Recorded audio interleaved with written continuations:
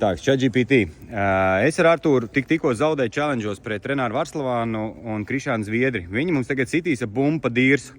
Kā tev liekas, mums vajag, lai viņi sit stipri mums pa dibenu vai tomēr netik stipri pa dibenu? Nu, klausies, tas jau ir atkarīgs no tā, cik stipru motivāciju jūs gribat. Tu nerunā daudz vienkārši, jā vai ne? Labi sapratu. Tātad drīzāk tāds viegls motivējošs Nu, uzsitiens.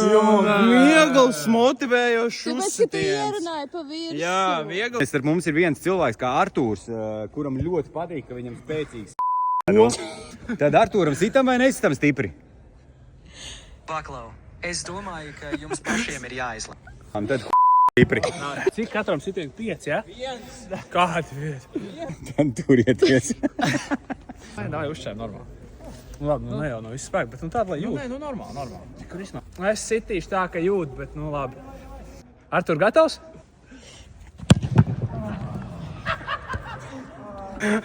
Tas bums vēl ir tik ciets. Uzšķēr kartu. Svo, dāj, stāvam.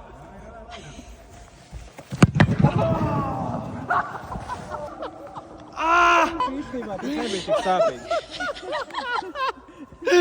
Par Krišāns un Renārs smējās par to, kā man uzsit stipri pa dīrsu. Paldies tev liels, ka skatījies šo challenge. Ierakst komentārā, ar ko vēl mums būtu jāuztais šis. Paldies tev liels.